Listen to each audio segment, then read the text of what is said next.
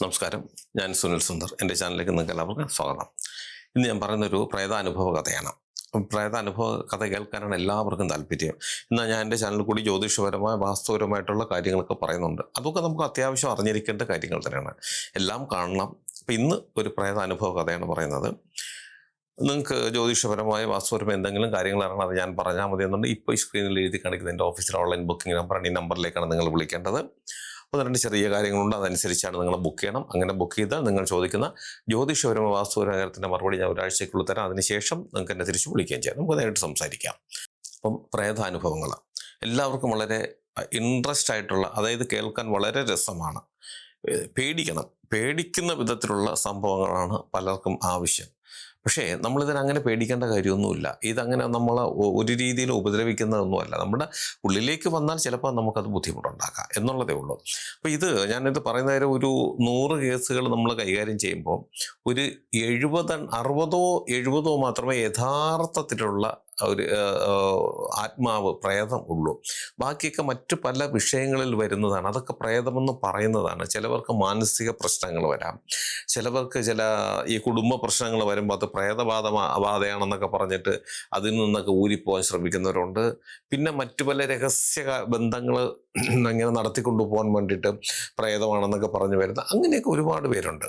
അങ്ങനെയൊക്കെ നമ്മൾ നോക്കുമ്പോൾ ഒരു 60-70%, അത് 10 പേര് വന്നാൽ അതിൽ 5-6 പേർക്ക്, കൂടിപ്പോയ 7 പേർക്ക് മാത്രമേ യഥാർത്ഥത്തിലുള്ളൊരു ഗോസ്റ്റിൻ്റെ ഉപദ്രവം ഉണ്ടാകാറുള്ളൂ. ബാക്കിയൊക്കെ പലവിധ തെറ്റിദ്ധാരണയുടെ പുറത്തൊക്കെ വരുന്നതാണ്.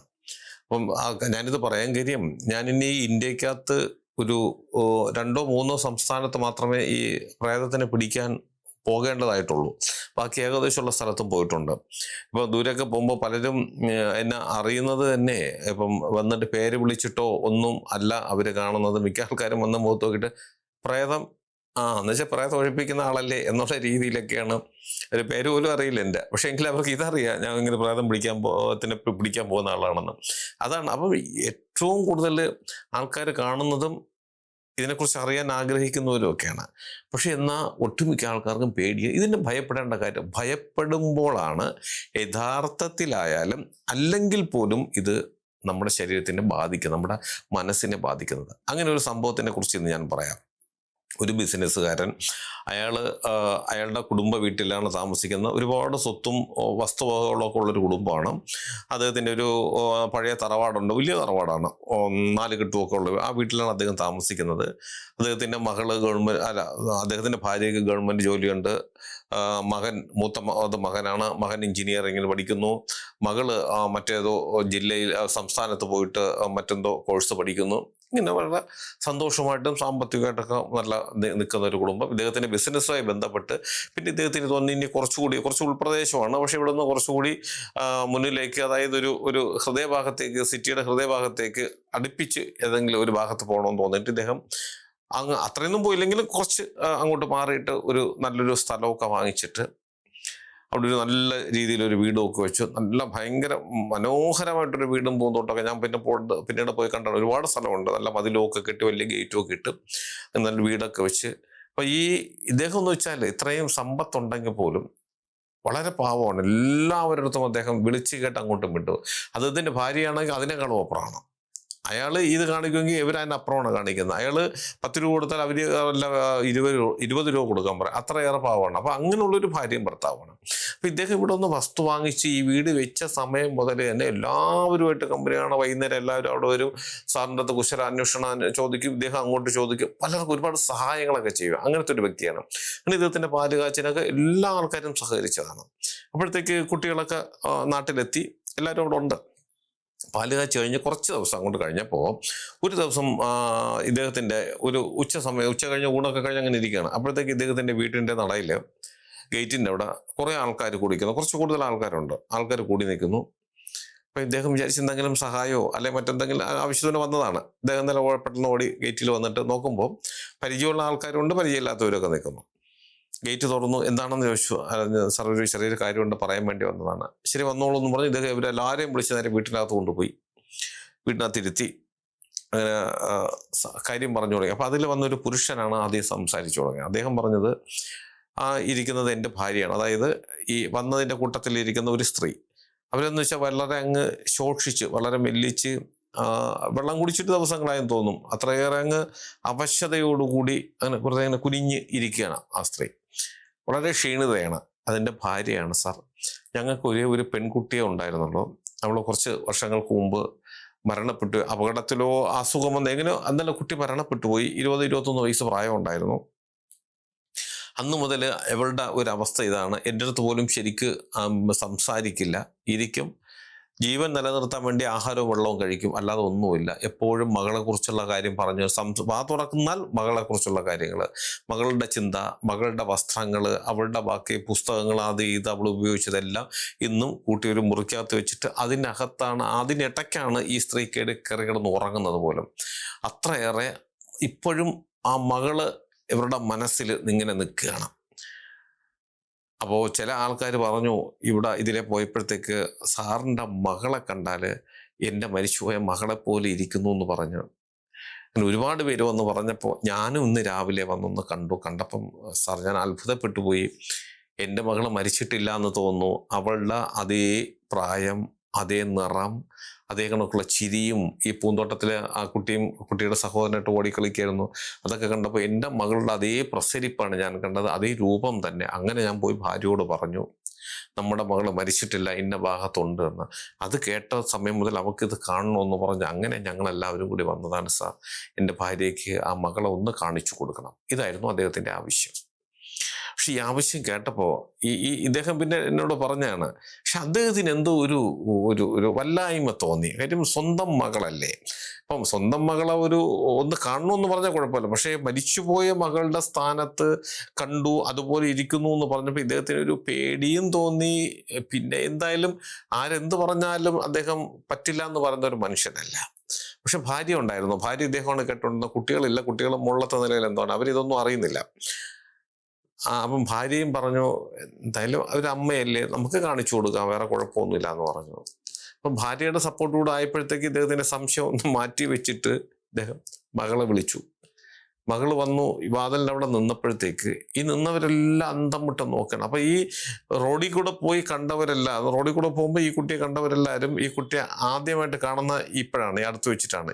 ഈ മരിച്ചുപോയ പെൺകുട്ടിയുടെ അച്ഛൻ പോലും എല്ലാവരും ഇങ്ങനെ ഷോക്ക് അടിച്ച് നിൽക്കും പോലെ നിൽക്കുകയാണ്. ഈ അമ്മയാണെങ്കിൽ അവർക്ക് ഈ പെൺകുട്ടിയുടെ മുഖത്ത് നോക്കിയ ഈ സ്ത്രീ എന്താണ് അവരുടെ മുഖത്തൊന്ന ഭാവമൊന്ന് ഇയാൾക്ക് മനസ്സിലാക്കാൻ പറ്റില്ല. ഇയാൾക്ക് പേടിയായിപ്പോയി. കഴിഞ്ഞ എന്തോ ഒരു ശാന്തമാണ് അവരുടെ മുഖം, വളരെ തീക്ഷ്ണമായിട്ട് അല്ലെങ്കിൽ ദയനീയമായിട്ട് രണ്ട് ഭാവം കൂടെ കലർത്തിയെന്ന് തന്നെ പറയാം. അദ്ദേഹം പറഞ്ഞ വാക്കുകളാണ്, നോക്കുന്നുണ്ട്, ഇതിൻ്റെ പുറകിൽ ഒരു അലർച്ചയും ബഹളവും ഞാൻ പ്രതീക്ഷിക്കുന്നുണ്ട് സാറേ എന്നാണ് എൻ്റെ അടുത്ത് പറഞ്ഞത്. പക്ഷെ പറഞ്ഞു തീരുന്ന മുമ്പ് ഈ സ്ത്രീ അലറി വിളിച്ചുകൊണ്ട് ഈ മകളെ ഓടി വന്ന് കെട്ടിപ്പിടിച്ചു. അവിടെ സംഭവിച്ചത്, ഈ മകൾക്കൊന്നും പിടികിട്ടിയില്ല. മുകളിൽ കളിക്കുകയോ പഠിക്കുകയോ ഒക്കെ ചെയ്തുകൊണ്ടിരുന്ന കുട്ടിയെ പെട്ടെന്ന് വിളിച്ചു വരുത്തി ഇവിടെ വന്ന് കുറേ ആൾക്കാർ നിൽക്കുന്നു. വന്നപ്പോൾ എല്ലാവരും സൈലൻ്റ് ആകുന്നു. പെട്ടെന്നൊരു സ്ത്രീ വന്ന് എൻ്റെ മകളെ എന്നും പറഞ്ഞ് പിടിച്ചങ്ങ് എടുക്കുകയാണ് ഈ കുട്ടിയെ. എന്ത് ചെയ്യണമെന്ന് ഈ കുട്ടിയുടെ അച്ഛനും അമ്മയ്ക്ക് അറിയാത്തൊരു സാഹചര്യമായിപ്പോയി. അപ്പോഴത്തേക്ക് മറ്റുള്ളവരെല്ലാവരും കൂടെ വന്ന് പിടിച്ചു. ഈ സ്ത്രീ വിടുന്നില്ല. ഈ സ്ത്രീ ഉടമ്പ് പിടിക്കും പോലെ പിടിച്ചിരിക്കുകയാണ്. അവർക്ക് അവരുടെ വർഷങ്ങൾക്ക് മുമ്പ് മരിച്ചുപോയ മകള് ഇതാ വന്ന് നിൽക്കുക. ആ മകള് തന്നെ ഒരു മാറ്റവും ഇല്ല. അവർക്ക് അപ്പോഴാ മകളെ കൊണ്ട് വീട്ടിൽ പോകണം. പെട്ട് വന്നിരുന്നവരെല്ലാവരും പിന്നെ എല്ലാവരും കൂടെ പറഞ്ഞു മനസ്സിലാക്കി. അതൊന്നും അവർക്ക് മനസ്സിലാക്കി. പിന്നെ ബലപ്രയോഗത്തിൽ കൂടി അവരെ വന്താണിക്കെടുക്കുമ്പോൾ അവരെ കയ്യോ കാലോ അവരെ ഒരു ശരീരഭാഗം തറയിൽ കൊള്ളിക്കാതെ ഇവർ പൊക്കിയെടുത്തുകൊണ്ട് അവർ പോയി. ഇവരങ്ങ് പോയി കഴിഞ്ഞപ്പോൾ ഈ കുട്ടി നിലവിളിയും ബഹളമായി. അല്ലെ, കുട്ടിക്ക് വേറൊന്നുമില്ല, കുട്ടി ആകെ പേടിച്ചു. ഇതെന്താണ് സംഭവിച്ചതെന്ന് മനസ്സിലാകുന്നില്ല. പിന്നെ ഈ അച്ഛൻ പറഞ്ഞ് മനസ്സിലാക്കി കൊടുത്തു, ഇങ്ങനൊരു കേസാണ്, അതുകൊണ്ട് വന്നു മക്കളെ ഒന്ന് കാണണമെന്ന് പറഞ്ഞു. ഒരു അമ്മയല്ലേ മരിച്ചു നിൽക്കുന്ന ഒരു കുട്ടിയെ കാണുന്നതിന് തുല്യമല്ലേ എന്നൊക്കെ വിചാരിച്ചത്, ഞങ്ങൾ സമ്മതിച്ചാണെന്നൊക്കെ പറഞ്ഞ് ഒരുവിധ ആ കുട്ടിയെ പറഞ്ഞ് സമാധാനം. ഈ കുട്ടി ആകെ ഡിപ്രഷനായി. അങ്ങനെ ഇദ്ദേഹത്തിൻ്റെ ഒരു ഡോക്ടറുണ്ട് ഇതുപോലുള്ള വിഷയങ്ങളൊക്കെ കൈകാര്യം ചെയ്യുന്ന. കുറച്ച് കഴിഞ്ഞപ്പോൾ പിന്നെ ഡോക്ടറെ വിളിച്ചു. ഡോക്ടർ പറഞ്ഞാൽ കൊണ്ടു ചെല്ലാൻ പറഞ്ഞു. നേരെ ഡോക്ടറുടെ അടുത്ത് കൊണ്ട് ചെന്നൊക്കെ പരിശോധിച്ചപ്പം ഡോക്ടർ പറഞ്ഞു ഇങ്ങനെ ഒരു ഷോക്ക് കിട്ടിപ്പോയതാണ്, അല്ല ഇതിനകത്ത് വേറെ പേടിക്കേണ്ട കാര്യമൊന്നുമില്ല, കുറച്ച് കഴിയുമ്പോൾ മാറിക്കോളൂ എന്നൊക്കെ പറഞ്ഞു. നന്നായിട്ട് ഉറങ്ങാൻ പറയണം, ഉറങ്ങിയില്ലെങ്കിൽ എന്തൊക്കെ വരുന്നുണ്ട് അത് കൊടുത്ത് തിരിച്ചു വിട്ടു. പക്ഷെ മോൾ ഉറങ്ങുന്നില്ല. അവളെപ്പോഴും ഇത് തന്നെ, അവൾ പേടിച്ചു പോയി എന്നുള്ളതാണ്. അപ്പം മരുന്ന് കൊടുത്തവളെ എനിക്ക് മരുന്നൊന്നും വേണ്ട, അത് ആ ഒരു ഷോക്കായിപ്പോയി, ഇത് എന്താണ് സംഭവിച്ചത്, ഞാനിത് നേരത്തെ ഇങ്ങനൊരു ഇതാണെന്ന് അറിഞ്ഞെങ്കിൽ ഞാൻ അത് തയ്യാറെടുപ്പോടുകൂടി നിൽക്കുമായിരുന്നു, എനിക്കത് പറ്റിയില്ല, അതിൽ വന്നു പോയതാണെന്നും പറഞ്ഞ് അങ്ങ് ഒതുങ്ങി. അടുത്ത ദിവസം രാവിലെ നോക്കുമ്പോൾ ഈ സ്ത്രീ വീണ്ടും ഗേറ്റിൽ വന്ന് നിൽക്കുകയാണ്. വന്ന് തട്ടി തട്ടി തട്ടി വിളിക്കുന്നുണ്ട്. അപ്പം ഇദ്ദേഹത്തിൻ്റെ ഭാര്യ ചെന്ന് പറഞ്ഞു, ഇന്നലെ വന്ന സ്ത്രീ വീണ്ടും ഗേറ്റിൽ നിന്ന് തട്ടുകയാണെന്ന്. അപ്പം ഇദ്ദേഹം ഇറങ്ങി വന്നു, ദേഷ്യപ്പെട്ടൊന്നുമില്ല, വന്നിട്ട് പറഞ്ഞു എൻ്റെ മകള് അവൾ ഇന്നലത്തോടുകൂടി പേടിച്ചിരിക്കുകയാണ്, അതുകൊണ്ട് ഇപ്പം തൽക്കാലം അവളെ കാണാൻ പറ്റില്ല എന്ന് പറഞ്ഞു. പക്ഷേ ഈ സ്ത്രീ അവിടെ കിടന്ന് കരഞ്ഞ് ഇദ്ദേഹത്തിൻ്റെ കാല് പിടിക്കും പോലെ പറഞ്ഞു, ഞാൻ ഇന്നലെ ഉപദ്രവിച്ചതല്ല, എൻ്റെ മകളെ കാണാതിരുന്ന് കണ്ടപ്പോൾ ഒരു ആവേശം കൊണ്ട്, സാറിന് മനസ്സിലാകില്ലേ, സാർ ഒരു അച്ഛനല്ലേ, നിങ്ങളൊരു അമ്മയല്ലേ എന്നൊക്കെ ചോദിച്ച് ഇദ്ദേഹത്തിനെ വീണ്ടും ബുദ്ധിമുട്ടിലാക്കി. വീണ്ടും പക്ഷെ മകളുടെ അടുത്ത് പറഞ്ഞ മകൾ ഇറങ്ങി വന്നു അവിടെ വെച്ച് കണ്ടു, സംസാരിച്ചു. ഈ സ്ത്രീ ഒരുപാട് സമയം ആ കുട്ടിയെ പിടിച്ച് നെഞ്ചിനോട് ചേർത്ത് വെച്ചു, ഒരുപാട് സമയം. അപ്പം അദ്ദേഹം തന്നെ പറയുന്നുണ്ട്, അവസാനം ഞങ്ങൾക്ക് മടുത്തു, ഒരുപാട് കാര്യങ്ങൾ അവർക്കുണ്ട്, അത് തന്നെയല്ല ഇങ്ങനെ ഒരു അവസ്ഥയിലേക്ക് സ്വന്തം മകളെ പോകുമ്പോൾ അപ്പം ഇദ്ദേഹത്തിന് അതൊരു ഒരു വെറുപ്പോ അല്ലെങ്കിൽ ഇതൊന്ന് കഴിഞ്ഞിരുന്നെങ്കിൽ എന്ന് ചിന്തിക്കാൻ കാര്യം, മകൾ എതിർക്കുന്നില്ല. ഈ സ്ത്രീ പിടിച്ചു നിർത്തിയപ്പോൾ മകൾ സൈലന്റ് ആയിട്ട് നിൽക്കുകയാണ്. അവസാനം ഇദ്ദേഹം നോക്കുമ്പോൾ മകളുടെ കണ്ണിൽ നിന്നൊക്കെ കണ്ണീരും വരുന്നുണ്ട്. അങ്ങനെ കുറച്ച് കഴിഞ്ഞു അങ്ങയുടെ അദ്ദേഹം ഈ സ്ത്രീയുടെ കൂടെ വന്നവരൊക്കെ 2-3 പേരുണ്ടായിരുന്നു, ഭർത്താവൊക്കെ ഉണ്ടായിരുന്നു. അവസാനം സാറ് കണ്ണ് കാണിച്ചു കൊണ്ടുപോയിക്കളാൻ, അങ്ങനെ പിടിച്ചു കൊണ്ടുപോയി. ഈ സ്ത്രീ വലിയ ബുദ്ധിമുട്ടൊന്നുമില്ല, തിരിച്ചു പോയി. പിന്നീട് സംഭവിക്കുന്നത്, ഒരു ദിവസത്തിൽ ഒരു പ്രാവശ്യമെങ്കിലും വരും, മകളെ കാണണം, നിവൃത്തിയില്ലാതെ സാറ് കാണിച്ചു കൊടുക്കുന്നുണ്ട്. ഒരു ദിവസം എന്തോ അദ്ദേഹം പറഞ്ഞു, ഇന്നിനി വന്നാൽ കാണിച്ചു കൊടുക്കണ്ട, നമുക്ക് അത് ബുദ്ധിമുട്ടാകും, അതുകൊണ്ട് നമുക്ക് രാവിലെ എങ്ങോട്ടെങ്കിലും പൊക്കളയാം, എല്ലാവരും കൂടെ ആയിട്ട് പുറത്തു പോകാമെന്ന് പറഞ്ഞു. അപ്പം പെൺകുട്ടി പറഞ്ഞു, അത് വേണ്ട അച്ഛാ, പാവം അമ്മയല്ലേ, അവർ വരട്ടെ, അവരെ കണ്ടിട്ട് പോവാം. അങ്ങനെ ഈ പെൺകുട്ടിയുടെ മനസ്സും ക്രമേണ മാറി തുടങ്ങി. പിന്നെ ഈ അച്ഛനും അമ്മയോടുള്ള സ്നേഹത്തിന് കുറവ് സംഭവിച്ചു എന്നാണ് ഇദ്ദേഹം പറയുന്നത് എനിക്കറിയാവുള്ളൂ. അദ്ദേഹത്തിൻ്റെ ഭാര്യയും പറയുന്നു പഴയതുപോലൊന്നുമല്ല. സഹോദരൻ പറയുന്നു, ഈ എഞ്ചിനീയറിംഗ് പഠിച്ച പയ്യൻ എൻ്റെ അടുത്ത് പറഞ്ഞത്, എന്നോട് ഭയങ്കര സ്നേഹമായിരുന്നു, അത് പിന്നീടില്ല. പിന്നീട് എപ്പോഴും ഈ പെൺകുട്ടിക്ക് ഈ സ്ത്രീയെ കാണണം എന്നുള്ളൊരു ചിന്തയാണ്. അവരൊരു ഉച്ച അടുപ്പിച്ചാണ് വരുമ്പോൾ എന്തെങ്കിലും ഒരു ചെറിയ ഒരു ആഹാരത്തിൻ്റെ തുണ്ട് കൊണ്ട് കൊടുക്കും, അത് ഈ പെൺകുട്ടിക്ക് വാങ്ങിച്ച് കഴിക്കണം. ചില സമയങ്ങളിൽ രാവിലെ ഉറക്കം ഒഴിച്ച ഉടനെ തന്നെ അവിടുത്തെ അമ്മയെ കാണണമെന്ന് പറയും. ആരെങ്കിലും ഇദ്ദേഹം നിവർത്തിയിട്ട് ആരെങ്കിലും പറഞ്ഞുവിട്ട് അവർ അലറി വിളിച്ചുകൊണ്ട് വരും, എൻ്റെ മോൾ എന്നെ കാണാൻ വിളിക്കുന്നതെന്നും പറഞ്ഞുകൊണ്ടിരിക്കുക. ഇതൊരു വല്ലാത്തൊരു കാഴ്ചയാണ് അവിടെ. അങ്ങനെ ഈ ഡോക്ടറിൻ്റെ അടുത്ത് വരുന്നു. ഡോക്ടർ പറഞ്ഞു, ഇതൊരു മാനസിക വിഷയമായി മാറിപ്പോയി, പ്രശ്നമാണ് എന്നുള്ള കാര്യം. അങ്ങനെ അദ്ദേഹം എന്തൊക്കെ ചികിത്സിച്ചു, പക്ഷെ അതങ്ങോട്ട് ഏറ്റില്ല. അങ്ങനെയാണ് അദ്ദേഹത്തിൻ്റെ അനുമതിയോടുകൂടി തന്നെയാണ് അദ്ദേഹത്തിന് പരിചയമുള്ള കുറച്ച് പോറ്റുമാരെയൊക്കെ പോയി കാണുന്നു. അപ്പം അതിലൊരു പോറ്റ് ഈ കഥകളൊക്കെ കേട്ടിട്ട് പറഞ്ഞു, ആ പെൺകുട്ടിയുടെ പ്രേതമാണ്, അത് ഒഴിപ്പിച്ചേ പറ്റൂ, ഒഴിപ്പിച്ചില്ലെങ്കിൽ ബുദ്ധിമുട്ടാകും, അത് പിന്നെ കൂടി പോകുന്നു എന്നൊക്കെ പറഞ്ഞു. അപ്പോൾ ഡോക്ടറിൻ്റെ കയ്യുണ്ട്, ഡോക്ടറും കൂടെ ചേർന്ന് തന്നെയാണ് അതിന് അങ്ങനെ ഒരു അവസ്ഥയ്ക്ക് തയ്യാറായത്. അങ്ങനെ അവർ കൊണ്ടുപോയി പൂജയൊക്കെ ചെയ്യിപ്പിച്ചു. പക്ഷെ പൂജ ചെയ്തിട്ട് വന്നിട്ടും ഇത് തന്നെയാണ് ഈ പെൺകുട്ടിയുടെ ഒരു അവസ്ഥ. അങ്ങനെയാണ് ഈ കറങ്ങിത്തിരിഞ്ഞ് ഞാനും ഇതിലെത്തുന്നത്. ഞാൻ ചെന്ന് ഈ കേസൊക്കെ കേൾക്കുമ്പോൾ എനിക്കും മനസ്സിലായി ഇതൊരു പ്രശ്നമാണിത്. കാര്യം വെച്ചാൽ ഇത് നമ്മളെ കൊണ്ടൊന്നും നടക്കുമെന്ന് എനിക്ക് ഒരുപാട് പേടിയുണ്ട്. കാര്യം ചെയ്ത് എനിക്കങ്ങനെ സംശയം തോന്നാൻ കാര്യം, ഞാൻ നോക്കുമ്പോൾ ഇതൊരു പ്രേതത്തിൻ്റെ പ്രസൻസ് ഒന്നും കാണുന്നില്ല, ഒരു പ്രസൻസും കാണാനില്ല. അപ്പം എനിക്കറിയാം, ഞാൻ ഇതുപോലെ കേസുകൾ വേറെ ഞാൻ കൈകാര്യം ചെയ്തിട്ടുണ്ട്. ഇത് യഥാർത്ഥത്തിൽ ഇതേ കണക്കുള്ള ചില സാമ്യമുള്ള രൂപങ്ങൾ അവർ തിരിച്ചറിയുമ്പോൾ ഉണ്ടാകുന്ന ചില മാനസിക പ്രശ്നങ്ങൾ ഉണ്ടായിട്ടുണ്ട്. യഥാർത്ഥത്തിൽ ഗോസ്റ്റ് കയറിയിട്ടുള്ളതൊക്കെ ഇങ്ങനെയൊക്കെ ഞാൻ കൈകാര്യം ചെയ്തിട്ടുണ്ട്. അപ്പം ഞാൻ ഈ ഡോക്ടറിനോട് തോന്നി, സാർ ഇത് ഒരു കാരണവശാൽ ഇത് പൂജ ചെയ്ത് മാറ്റാൻ പറ്റുന്നതല്ല, ഇതങ്ങനെ മാറില്ല, ഇത് പെൺകുട്ടിക്ക് നല്ല രീതിയിലുള്ള മാനസിക പ്രശ്നം തന്നെയാണ്, അത് ആ രീതിയിൽ എന്തെങ്കിലും നല്ല രീതിയിൽ ചികിത്സ ചെയ്താൽ മാത്രമേ സാധിക്കുകയുള്ളൂ. അപ്പോൾ ഈ ഡോക്ടർ അധികമായിട്ട് ഇതിനകത്ത് ഏർപ്പെടാതിരുന്ന കാര്യം, ഈ പെൺകുട്ടിയുടെ അമ്മയുടെ, അതായത് ഈ ഗൃഹനാഥൻ്റെ ഭാര്യയുടെ ഏറ്റവും അടുത്തൊരു ബന്ധുവോ പരിചയക്കാരനോ ആണ് ഈ ഡോക്ടർ. അപ്പം അവർ പറയുന്നുണ്ട്, ഈ പെൺകുട്ടിയുടെ അമ്മ പറയുന്നുണ്ട് അങ്ങനെ അധികം ചികിത്സ കൊടുക്കേണ്ട കാര്യം അവർക്കറിയാം ഇത് കുറച്ച് ഈ ഗുളികയൊക്കെ കഴിക്കാൻ ഒത്തിരി ബുദ്ധിമുട്ടാകും, പിന്നെ ചിലപ്പോൾ ഭാവിയിൽ ബുദ്ധിമുട്ടാകും എന്നൊക്കെ അവരാരോ തെറ്റിദ്ധരിപ്പിച്ച് വെച്ചിരുന്നുണ്ട്. അവർ സമ്മതിച്ചില്ല, ഡോക്ടറോട് തുറന്നു പറഞ്ഞു. അതുകൊണ്ടാണ് ഡോക്ടറും കൂടെ നിന്നിട്ട് ഈ പൂജയും കാര്യങ്ങളും വഴി ഇങ്ങനെ മുന്നോട്ട് പോയിക്കൊണ്ടിരുന്നത്. അപ്പോൾ ഈ പെൺകുട്ടി ചില സമയങ്ങളിൽ പറയും, അമ്മ എനിക്ക് ആള് മാറുന്നു, എനിക്ക് മറ്റാരോ എന്നിൽ വന്ന് നിയന്ത്രിക്കുന്നതായിട്ട് തോന്നുന്നു, ആ അമ്മയെ എനിക്ക് കാണണമെന്ന് തോന്നുന്നു, നിങ്ങളുടെ അടുത്തൊക്കെ എനിക്ക് ഇഷ്ടക്കേട് തോന്നുന്നുണ്ട്, വെറുപ്പ് തോന്നുന്നുണ്ട് എന്നൊക്കെ ഈ പെൺകുട്ടിയും പറയുന്നുണ്ട്. ഇതെല്ലാം കൂടി കേട്ടപ്പോഴത്തേക്ക് ഇവർക്ക് മനസ്സിലായി ഇത് പ്രേതമാണ്. അങ്ങനെയൊക്കെയാണ് വന്നവരും പറഞ്ഞു പ്രേതമാണെന്നൊക്കെ പറഞ്ഞു. പക്ഷെ ഞാൻ ചെന്ന് നോക്കുമ്പോൾ എനിക്കിത് ഒരു രീതിയിലും ഇതൊരു പ്രേതമായിട്ട് അംഗീകരിക്കാൻ പറ്റുന്നില്ല എന്നുള്ളതാണ്. അപ്പോൾ ഞാൻ ഡോക്ടറുമായിട്ടൊക്കെ സംസാരിച്ചതിന് ശേഷം അപ്പോൾ ഡോക്ടർ എന്ന് പറഞ്ഞൊരു കാര്യം ചെയ്യും, അദ്ദേഹത്തിൻ്റെ ഒരു പ്രൊഫസറുണ്ട്, അവിടെ കൊണ്ട് കാണിക്കാം, അതൊരു ലേഡിയാണ്, അവരെ കൊണ്ട് കാണിക്കാം, അത് കാണിച്ചിട്ട് നമുക്ക് തീരുമാനിക്കാം എന്നൊക്കെ പറഞ്ഞ് അങ്ങനെ അവിടെ കൊണ്ടുപോയി കാണിച്ചു. ശരിക്കും പറഞ്ഞാൽ ഞാനൊന്നും ചെയ്തില്ല, ഞാൻ പോയി കാര്യങ്ങളൊക്കെ ഒന്ന് തിരക്കി എടുത്തതേ ഉള്ളൂ. അപ്പം മറ്റു പലരും വന്ന് പൂജയൊക്കെ ചെയ്തത് കൊണ്ട് ഞാനും സംശയിച്ചു ഇനിയിപ്പോൾ പ്രേതമാണെങ്കിലോ എങ്കിൽ ഒഴിവാക്കാം. പക്ഷേ ചെല്ലുമ്പോൾ അതിൻ്റെ യാതൊരു വിധമായ ലക്ഷണങ്ങളും കാണിക്കുന്നില്ല എന്നുള്ളതാണ്. അങ്ങനെ ആ ഡോക്ടറും അദ്ദേഹത്തിൻ്റെ പ്രൊഫസറും ഒക്കെ ആയിട്ട് നിന്ന് കാര്യങ്ങൾ കൈകാര്യം ചെയ്തു. കുറച്ച് കൗൺസിലിങ്, നല്ല രീതിയിൽ കൗൺസിലിങ് കാര്യങ്ങളൊക്കെ കൊടുത്തിട്ട് പെൺകുട്ടിക്ക് ചെറിയൊരു മാറ്റം ഉണ്ടായി, ചെറിയൊരു മാറ്റം. പിന്നീട് പറയുന്നുണ്ട്, എനിക്ക് ആ അമ്മയെന്ന് പറയില്ല, പിന്നീട് ആ സ്ത്രീ എനിക്ക് കാണണ്ട, എൻ്റെ അടുത്ത് കൊണ്ടുവരരുത്, എൻ്റെ മനസ്സ് മാറിപ്പോകുന്നു എന്നൊക്കെ പറയുന്നുണ്ട്. അതൊരു ബാധയാണെങ്കിലും ഒരു മാനസിക പ്രശ്നമാണെങ്കിലും ഡോക്ടറിൻ്റെ ചികിത്സ കൊണ്ട് അതിനൊരു മാറ്റം വന്നു. അപ്പം മിക്കവാറും നിരന്തരം അദ്ദേഹം എന്നെ വിളിക്കുകയും സംസാരിക്കുകയും ചെയ്യും. അപ്പം എൻ്റെ തോന്നുന്ന മകൾക്ക് ഇപ്പോൾ ഒരു മാറ്റമുണ്ട്, ഇനിയിപ്പോൾ നമ്മൾ എന്താണ് ചെയ്യേണ്ടത്, ഇനി വേണമെങ്കിൽ പൂജ വേണമെങ്കിൽ ചെയ്യാം.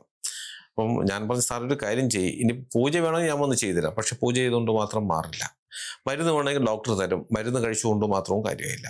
ഇത് ചെയ്യേണ്ടത് നിങ്ങൾ ഈ വീട് വിട്ടു പോവുക, ഈ പരിസരമേ വിട്ടു പോവുക എന്നുള്ളതാണ്, അല്ലാതെ വേറൊരു രക്ഷയില്ല. ഞാനിത് പറഞ്ഞപ്പോൾ അതൊരു നല്ല നിർദ്ദേശമായിട്ട് അദ്ദേഹത്തിന് തോന്നി. അദ്ദേഹം ഡോക്ടറിനോടും ചോദിച്ചു. അപ്പോൾ ഡോക്ടർ പറഞ്ഞു, ശരിയാണ്, ഈ രോഗങ്ങൾ വരാൻ സാധ്യതയുള്ള സാഹചര്യങ്ങളിൽ നിന്നും നമ്മൾ മാറി നിൽക്കുക.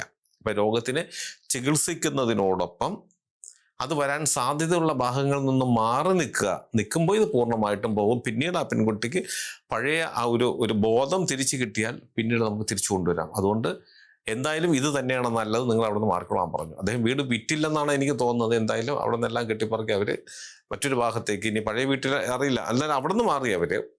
അതിനുശേഷം പലപ്പോഴും സാറ് വിളിച്ചിട്ടുണ്ട്, പെൺകുട്ടിക്ക് പിന്നീട് ബുദ്ധിമുട്ടൊന്നും വന്നിട്ടില്ല എന്നുള്ളതാണ്. അപ്പം ഞാനിത് പറയാൻ കാര്യം, ഇതൊരു പ്രേതമാണോ എന്ന് ചോദിച്ചാൽ ഒറ്റ വാക്കിൽ ഞാൻ പറയും ഇത് പ്രേതമൊന്നുമല്ല. പക്ഷെ ഇത് പ്രേതത്തിൻ്റെ ലക്ഷണങ്ങളല്ലേ കാണിച്ചതെന്ന് ചോദിച്ചാൽ ആ ലക്ഷണങ്ങൾ തന്നെയാണ്. അപ്പം നമ്മൾ മനസ്സിലാക്കേണ്ട ഒരു കാര്യം, ഞാൻ തുടക്കം പറഞ്ഞതുപോലെ ഒരു 60-70% മാത്രമേ യഥാർത്ഥ പ്രേതങ്ങളുള്ളൂ. നമുക്ക് വരുന്ന പല വിഷയങ്ങളും അല്ലെങ്കിൽ നമ്മളല്ലാതായി മാറിപ്പോകുന്ന പല സന്ദർഭങ്ങളും നമ്മൾ വിചാരിക്കും ഇത് പ്രേതം പിടിച്ചതാണെന്ന് വിചാരിക്കും. അതിൻ്റെ പേരിൽ കോഴി ഇറക്കാനും ആടിനെ വെട്ടാനും പലയിടത്തും ഇങ്ങനെ പോയി പലവിധ മന്ത്രവാദങ്ങൾ ചെയ്യാനോ ഒക്കെ ശ്രമിക്കുന്നുണ്ട്. നമ്മൾ ആദ്യം മനസ്സിലാക്കേണ്ടത്, ഈ പറഞ്ഞതുപോലെ മനുഷ്യനാണ്, നമ്മുടെ മനസ്സാണ്. എപ്പോഴാണ് നമ്മുടെ മനസ്സ് നിയന്ത്രണം കൈവിട്ടു പോകുന്നത് നമുക്ക് പറയാൻ പറ്റില്ല. നമുക്കൊരു ദേഷ്യം വന്നാലോ, അല്ലെങ്കിൽ നമ്മുടെ കുറച്ച് സമ്പത്ത് നഷ്ടപ്പെട്ടാലോ, അല്ലെങ്കിൽ നമ്മുടെ പ്രിയപ്പെട്ടവരെ നമ്മളെ മുന്നിലിട്ട് ആരെങ്കിലും ഉപദ്രവിക്കുകയൊക്കെ ചെയ്യുമ്പോൾ, അല്ലെങ്കിൽ നമ്മുടെ സമ്പത്ത് തട്ടിപ്പറിക്കുമ്പോൾ നമ്മൾ നിയന്ത്രണം വിട്ടു പോകും.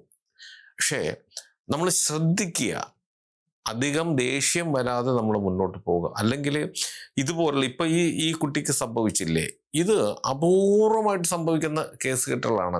ഇത് കേൾക്കുമ്പോൾ തന്നെ നിങ്ങൾക്കറിയാം, ചിലപ്പോൾ നിങ്ങളുടെ പരിചയത്തിൽ എവിടെയെങ്കിലും ഇങ്ങനെ ഉണ്ടോ എന്ന് എനിക്കറിയില്ല. പക്ഷേ ഇതൊക്കെ ഇങ്ങനെയൊക്കെ സംഭവിച്ചു കഴിഞ്ഞാൽ അത് ആ കുട്ടിക്കും 10-21 വയസ്സ്, ജീവിച്ചിരിക്കുന്ന കുട്ടിക്കും 10-21 വയസ്സുള്ള ഒരു ഇളം മനസ്സാണ്. ഇതിനെക്കുറിച്ചൊന്നും വലിയ ധാരണയൊന്നും ഇല്ലാത്തൊരു കുട്ടിയാണ്.